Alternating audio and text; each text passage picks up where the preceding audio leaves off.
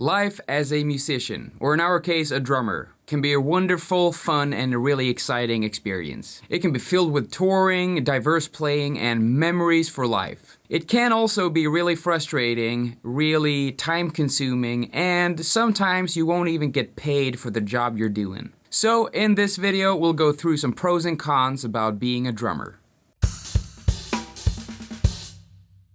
What's up everyone, CJ here. A quick disclaimer about this video. These are just a few of my own pros and cons. They might not apply to every drummer out there, but I do believe that most of you out there that are watching this might agree with me. If you want to see more videos where I'm giving drumming tips, drum lessons, and other areas within the music world, make sure to subscribe and hit that notification bell. Alright, let's start off with pro number 1.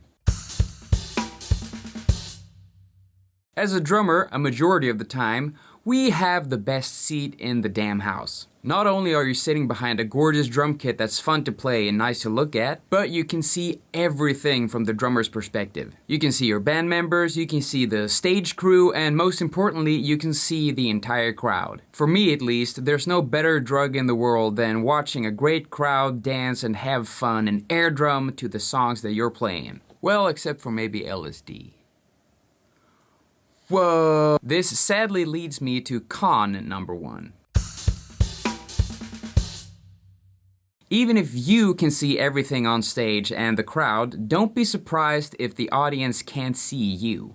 Naturally, we drummers are in the far back of the stage, at least in smaller scenes, and not every stage has a drum podium, and most of the time the scenes are built for the light to hit the front of the stage. If you're a drummer, don't be surprised if you're playing in the dark a few times. I've played so many shows in my life where after the show, an audience member walks up to me and go, "Hey, so who are you and how do you know the band?" And I go, "Are you serious? I'm the drummer. You know, the one that makes everyone dance." I'm not gonna lie, it can sting a little bit if an audience member after the show walks up to your guitar player or the singer and go, "Hey, that was a great show," and then they look at you like you're a complete stranger just hanging out with a band. Just try to not take it personally. At least you know that you're the coolest one in the band. Pro number 2.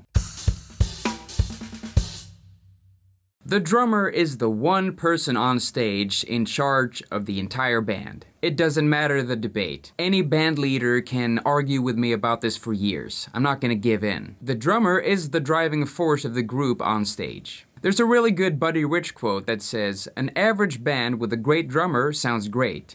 A great band with an average drummer sounds average." Which of course means that the drummer has a lot of responsibility on stage, but also that the drummer is an important driving force within the group. Just imagine any song you love dancing to and then just remove the drum part. Yeah, boring, right? Alright, con number 2.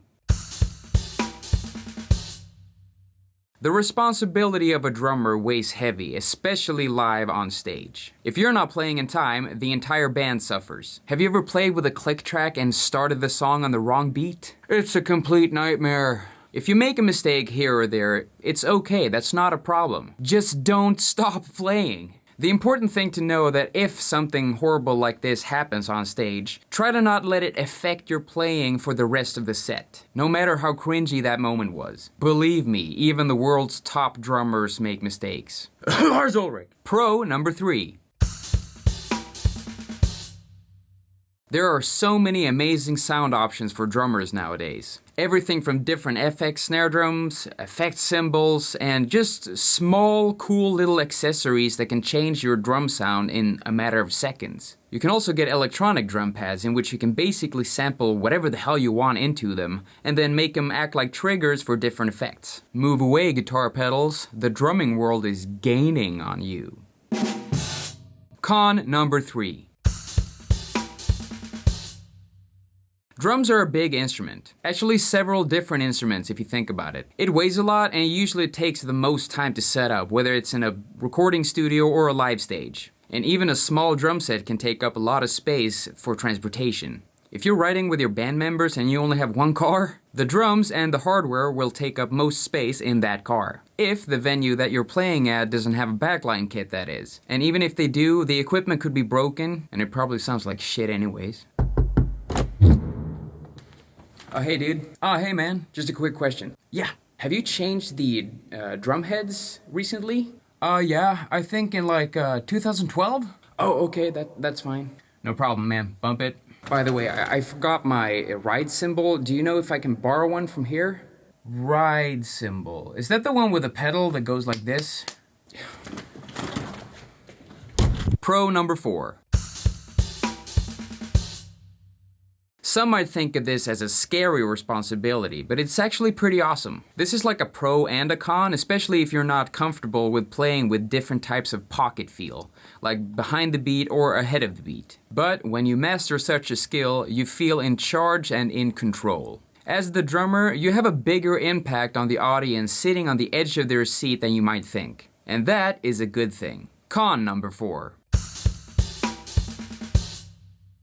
One of the most important and fun things to have as a drummer is versatility. It's such a fun thing to practice metric modulation and rhythmic displacement and odd time signatures. But the likelihood of you using that in a professional environment is practically never. Depending, of course, on what kind of band or artist that you're playing with. If you're playing with a prog fusion band, then go to town. You'll probably be able to play all of these different things. But if you're playing with a pop artist or something more mainstream, just stick to 4/4 and respect the music. Pro number 5. Drum pads and digital drums. Digital. Drum pads and electronic drums. One thing every drummer should have is a practice pad. You can take them with you everywhere you go and you can practice anywhere with your drum pad. And when it comes to electronic drums, these can be really fun to experiment with. More and more drummers are also adding electronics to their kits so they can produce sounds that an acoustic drum set can't naturally produce. I myself haven't used electronics that much. I don't have the greatest experience with them. But the few times I've used them, it was a really creative process and I kind of expanded my sound. Con number 5. Drums are one of the loudest acoustic instruments in the world. They have both a big low and a high range. And for example, if you live in an apartment, you probably won't be able to play your acoustic drum set unless you want to drive your neighbors crazy. I mean, you could put several towels on your drum kit to dampen the sound, but that just removes the entire feel of an acoustic drum kit. If that's the case, you will probably need to rent a rehearsal space, like I do. And depending on where you live, it might be really expensive and the rehearsal space might not even be close to where you live. A positive note is that there are electronic drum sets, but personally, I don't feel comfortable behind digital drum sets. This con goes for live performance too. Most gigs you'll play in your life will be in a place where if you play the drums like you normally do, you will overplay the entire band on stage and make the audience cover their ears. So you'll have to dampen your drums severely and you have to play quietly. Pro number 6. Now, in the olden days, if you needed to record a drum track or do a session, you would have to go to a recording studio, and unless the session was for free, or if the artist or producer you played with paid the studio fee, it could be really expensive. But now, recording drums in your home studio has never been easier. Sure, drummers usually need the most amount of microphones to record themselves, but there are decent mics that are pretty cheap. And when it comes to microphones and recording interfaces, check out eBay or whatever auction site you may know of. You can check out your local thrift stores or even ask a recording studio or a music school if you can buy some of their equipment they have no need for. When I started making my drum videos in this here rehearsal space, I actually got this one.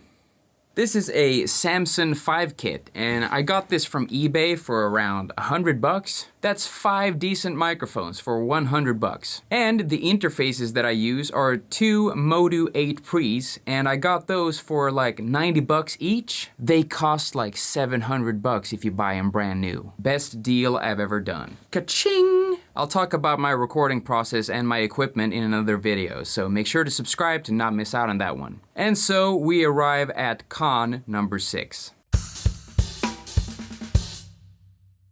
Alright, this isn't necessarily a con, and this basically applies to every type of musician out there. It is not enough to just be a good, versatile drummer in the modern world. We sometimes have to be able to mix and master our own drums, we need to be our own producer, we need to market ourselves, we need to have our own little recording studio, and we need to be our own social media manager. And sadly, not everyone is fortunate enough to have all that. We're being replaced more and more by these drum sampling programs, and real drummers aren't used as often, unless you do the session for free. And if you're good at something, never do it for free. I'm not saying it's all a negative thing. Don't get me wrong, I find joy in engaging on a daily basis on my Instagram and on my YouTube. But the rest of this entire spectrum can oftentimes take the whole joy away from drumming, if you know what I mean. I'm not trying to scare you away from becoming a musician, because I fucking love what I do. But when I grew up, all I wanted to do was to play the drums,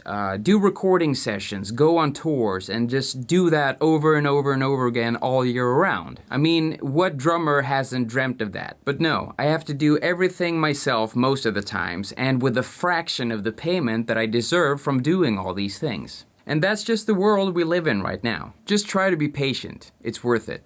So these are 6 of my pros and cons about drumming. I'd love to hear what your pros and cons are within drumming, or any other instrument as well. Let's talk about it in the comments. If you like this video, please leave it a thumbs up, and if you're not a subscriber yet and you want to see more videos like this, hit that subscribe button and the notification bell to stay updated whenever I post a new video. If you want to check out some pretty cool drum fills, hit the link up here, and if you haven't checked out my 1 groove a day for 30 days challenge, hit the link right here. Thank you so much for watching, guys. I'll see you soon.